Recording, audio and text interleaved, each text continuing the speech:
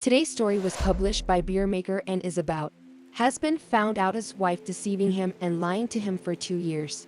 Even she pregnant by another man. Okay, let's go to the story and see what happened there.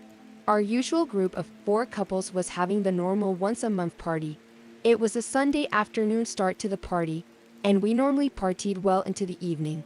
We were having one of a good time, having a few drinks and telling all kinds of wild stories. It was my wife, Judy, and I, Ray Stiegler, my sister Pat, and her husband, Bruce Vincent, Nancy and Jim Seaver, and Jill, and Wayne Bessler. Pat, Nancy, and Jill all worked with my wife at Corner Construction Inc., a well-known regional construction firm specializing in public buildings, schools, and churches. Pat had introduced me to Judy 4 years ago, and after a short courtship, we became a couple, and 3 years ago we had gotten married.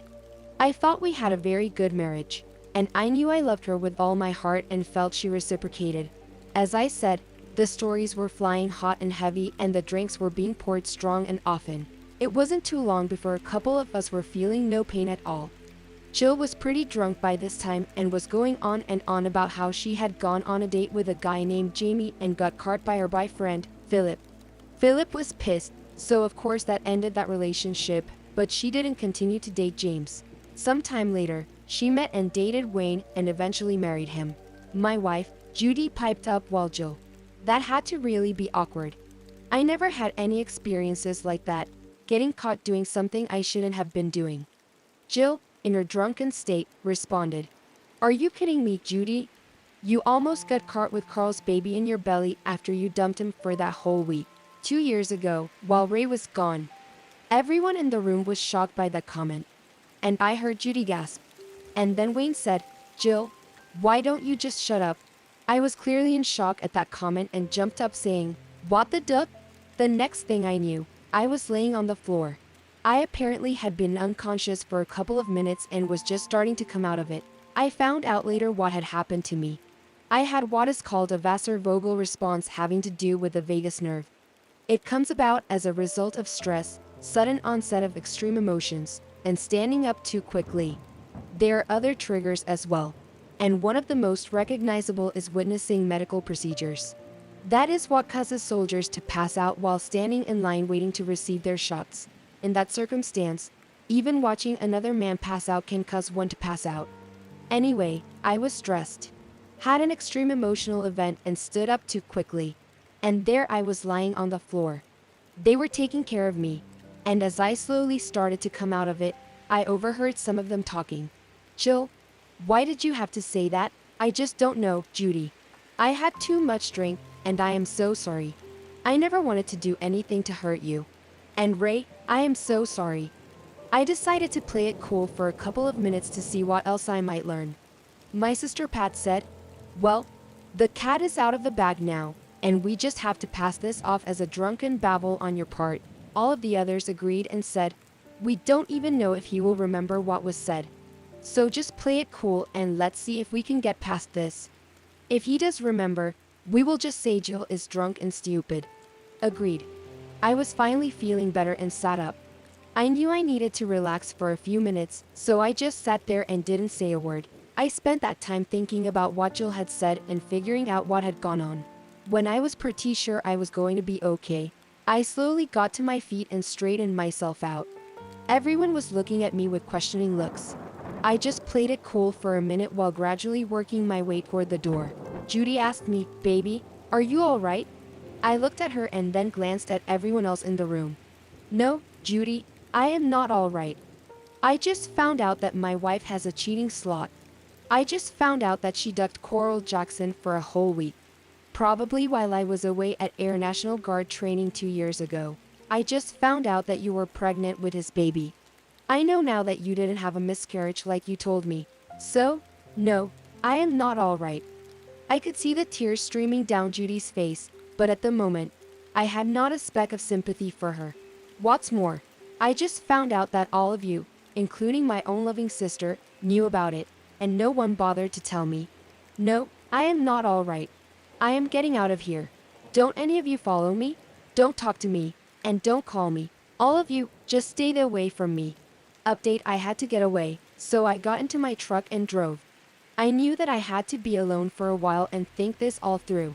My truck was a bright red Ford F-150 with a ton of chrome, so I knew if I continued to use it, I couldn't stay hidden from their prying eyes for long. My friend Jack lived on a farm about 20 miles out of town, and he had a large machine shed that I could put my truck in. I knew he would be there for me, so I drove out there.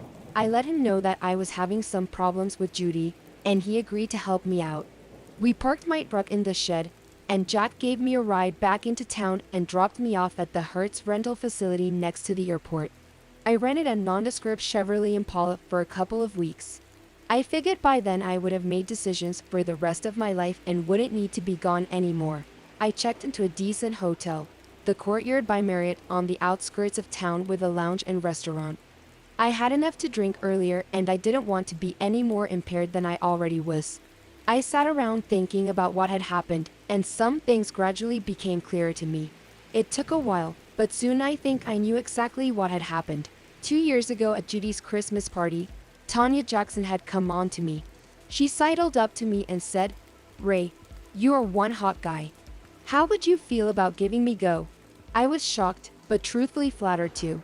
Tanya is a very hot woman with beautiful auburn hair and a body that would inflame desire in any man. If I was willing to have an affair, I could see she would be a lot of woman to handle. I kind of figured she was pretty drunk and really didn't mean it, but I was flattered nonetheless. I told her, however, "Tanya, you certainly are beautiful and sexy as can be, but I am not a free agent. Sorry. I just won't do that to Judy." She smiled at me and said, "Oh, well, I tried. When you are ready for me, just give me a call." I was a little confused by that comment, but just let it slide and got back into the party. I must confess, it made my night, though, and didn't hurt Judy's night too much either. When I was extra tentative in bed, later, in a repeat at this past year's Christmas party, Tanya came to me again. "Are you a free agent yet, Ray? Baby, I sure would like a shot at you." I let my go get stroked for a minute, but I told her, "You know, Tanya, this is getting old. I told you I wouldn't do that to Judy, and I would appreciate it if you didn't do this again." Tanya said, "Well, that is too bad, Ray, because I think you and I would have a great time together. I won't bother you again, but when you are ready, just call." Now, I realized that Tanya knew all along that Carl had ducked Judy, and she was trying to get even with him. I decided to call her to talk. After I had thought things through, I looked up Carl Jackson's phone number and made the call. Fortunately, Tanya answered the phone and not Carl. "Tanya, this is Ray Stabler. I am ready to talk. If you can get away, I would like to meet in the lounge at the Marriott Hotel." She told me that she would be there in 30 minutes. "Great. I will be waiting there for you. Right on time." Tanya walked into the lounge, and every eye in the place was on her. She was as beautiful as I remembered from the Christmas party. She had on a modest but very attractive dress, and her long auburn hair hung down her back. I think everyone in the lounge turned to look at her as she walked up to me at the bar. I gave her a gentle hug, and we took a booth in the back of the room because I wanted a bit of privacy with what I wanted to talk to her about. "Tanya, I called you to talk, and I am pretty sure you know the reason. Just tell me straight out. Did you or did you not know about Carl playing my wife, Judy?" She got a mischievous smile on her face and said, "Ray, of course I knew about it. Why do you think I wanted to play around a bit with you? I wanted to have a fun with you, and I still want to do that. Well, I just became aware of that little dalliance today. Tanya and I am not certain when I playing around, as you call it, would be in our best interest at this time, but I really do want to know everything you know about the situation. I know that they did have sex because I actually caught them in my house. I was supposed to be spending some time with my mother but decided to come home early. I caught them playing in my bed, Ray. They didn't know that I saw them because I left and went to stay with a friend of mine for the night. I didn't want to confront them together until I had time to think things through. I figured a night with my friend would let me clear my mind. If you need to verify that, I will give you her name and telephone number. Anyway, when I came home the next day, I confronted Carl about having an affair. At the time, I didn't know the woman's name, and Carl tried to lie his way out of the whole thing, but I told him I actually saw him, and no matter how many lies he told me, we're going to get him out of it this time. I asked, "What do you mean this time, I suspected that he had had other affairs, but had been able to lie his way out of them in the past. I never had proof before, but now I did. I was confused when asked if you caught him with my wife and suspected him in other affairs. Why are you still with him? I can't help it, Ray. I love him. We sat down and I told him I was going to divorce him. Unless he confessed everything to me. Unless he promised me that he would never cheat on me again. Unless you promised me he would agree to let me get my revenge with you without a word. We went to a lawyer and he wrote it all up for us, and Carl signed it. If he goes back on his word, I get everything in a divorce. He confessed everything about his numerous affairs. Every little detail. Who went where and how many times.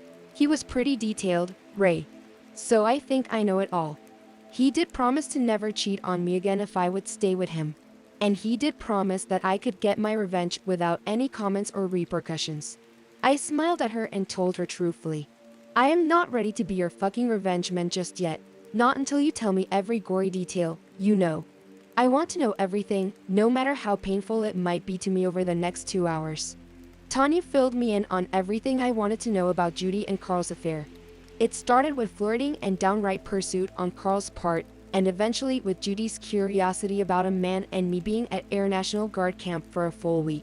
She gave in to his advances and spent hours with him every day while I was gone. As far as Tanya knew, Judy never knew that she and Carl had been caught dead to rights by her. She told me what she knew of the other affairs and when she had finished with that subject.